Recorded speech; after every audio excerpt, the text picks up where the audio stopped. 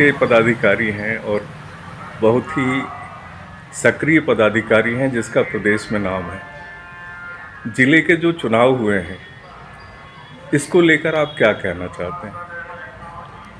देखिए, प्रदेश के पदाधिकारी होने का मुझे अवसर मिला और पिछले 2 दिन पूर्व ही 4 वर्ष पूर्ण करने का भी अवसर मिला।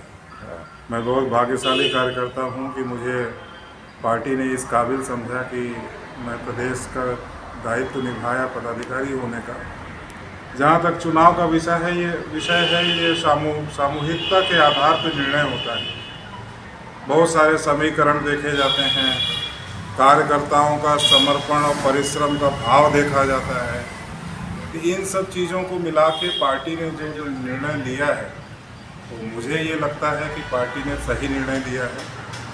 और जिस दिन से हमारे सिंगरौली ज़िले की जिलाध्यक्ष की नियुक्ति हुई या निर्वाचित हुए हैं, उस दिन से कार्यकर्ताओं में उत्साह देखा जा रहा है। एक काम करने वाले व्यक्ति को अवसर मिला है और ये तो सहज प्रक्रिया है। 3 वर्ष के लिए हम जिला अध्यक्ष, मंडल अध्यक्ष का चुनाव करते हैं, तो कभी किसी साथी को मिलता है अवसर, कभी 3 साल बाद किसी अन्य साथी को भी अवसर मिलता है। तो मुझे ये लगता है कि पार्टी ने अच्छा और बेहतरीन निर्णय लिया है।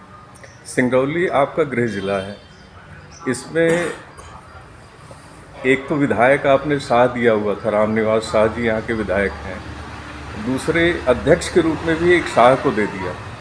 तो इससे लेकर के कहीं कोई विवाद की स्थिति तो नहीं उत्पन्न होगी? देखिए, मेरा ये मानना है कि व्यक्ति के काम करने की शैली पे निर्भर करता है।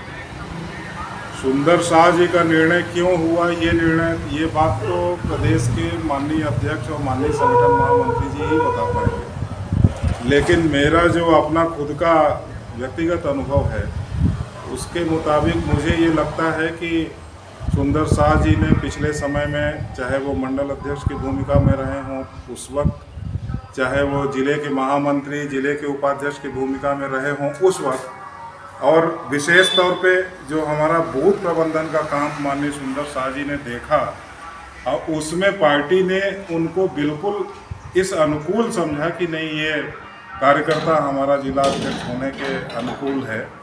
और जहाँ तक विधायक और प्राधिकरण अध्यक्ष का सवाल है, तो उसमें ये बात आपकी सही है। लगता है ऐसा कि जाति समीकरण में फिट नहीं बैठते, लेकिन समर्पण और परिश्रम के भाव को देखते हुए ऐसा लगता है कि ये कार्यकर्ता बिल्कुल अनुकूल और फिट बैठ रहे हैं। आने वाले समय में वो समीकरण का बैलेंस, जहाँ डिसबैलेंस हुआ है, उसको बैलेंस करने का प्रयास किया जाएगा। आपका मानना है कि काम के बल पर जो है वो सुंदर शाह का चयन हुआ है, क्या ये सही है? एकदम सही है, काम के बल पे ही सुंदर शाह जी का चयन हुआ। मैं अब प्रदेश के विषय में आपसे जानना चाहता हूँ। जिले के चुनावों के बाद प्रदेश की समिति गठित होगी, इसके लिए बड़े ज़ोर शोर से सभी पदाधिकारी लगे होंगे, उसमें निश्चित रूप से आप भी प्रयासरत होंगे और सिंगरौली की अपेक्षा है कि हमारा अध्यक्ष सिंगरौली से हो, ऐसी ये अपेक्षा है यहाँ के जनमानस की और पार्टी के कार्यकर्ताओं की।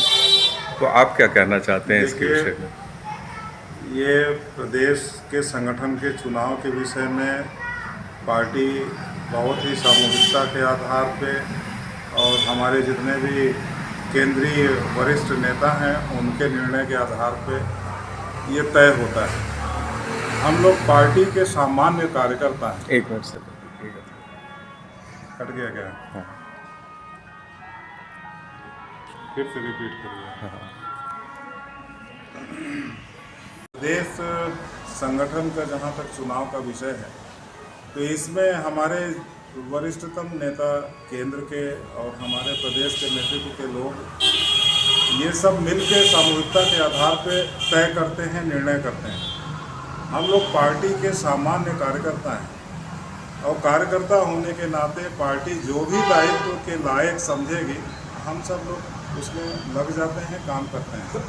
जहाँ तक मेरा विषय है, पिछले लगभग 33-34 वर्षों से भारतीय जनता पार्टी के कार्यकर्ता के रूप में अनेक दायित्व में काम करने का अवसर मिला है। पार्टी ने प्रदेश उपाध्यक्ष के नाते उज्जैन संभाग का जिम्मा दिया, तो उज्जैन संभाग में भी हमने अच्छा काम करके प्रयास किया कि वहाँ संगठन मजबूत हो, मंडल स्तर पे और शक्ति केंद्र स्तर पे वहाँ पहुँचा जा सके। फिर इसके बाद पार्टी ने भोपाल संभाग का दायित्व दिया, तो भोपाल संभाग में भी हम लोगों ने ये प्रयास किया कि भोपाल संभाग का रिज़ल्ट अच्छा हो। तो 25 विधानसभा में से हम 22 जीते हैं भोपाल संभाग में, और नीचे तक प्रत्येक मंडल में मेरा जाना हो गया। तो मेरा ये कहने का तात्पर्य है कि पार्टी जो भी दायित्व देती है, पूर्ण निष्ठा और ईमानदारी के साथ, पूरे परिश्रम के साथ उसमें जुट के काम करने का प्रयास हमने किया है।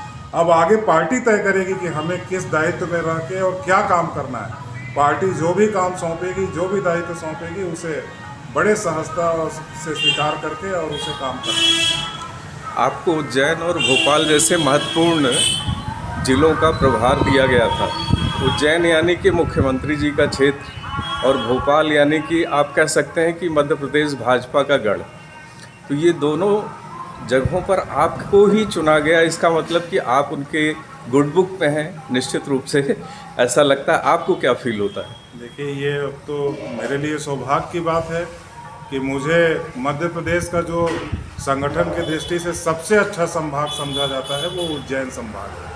क्योंकि हमारे चाहे राष्ट्रीय स्वयंसेवक संघ का उद्गम हो, चाहे भारतीय जनता पार्टी का उद्गम हो, हमारे कई वरिष्ठ नेता, चाहे कुशाभाऊ ठाकरे जी हों, चाहे हमारे प्यारेलाल खंडेलवाल जी हों, राजमाता सिंधिया जी हों, सबकी कर्मस्थली उज्जैन संभाग रही है।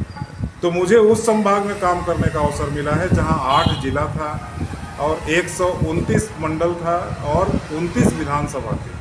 तो मुझे ये लगता है कि मेरे से भी बेहतर लोग होंगे जो उज्जैन संभाग में काम कर सकते थे, और पहले भी लोगों ने अच्छा काम किया है। लेकिन मुझे इस दौरान काम करने का मौका मिला, तो मुझे ये लगता है कि ये मेरे लिए सौभाग्य की बात थी।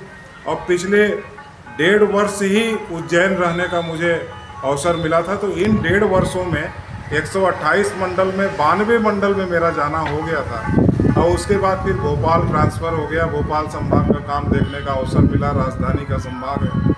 तो ये प्रिय होना ना होना ये विषय नहीं रखता, काम करने की शैली और काम करने की इच्छा, दायित्व में रह के कहीं भी अच्छा काम करके दिखा सकता है।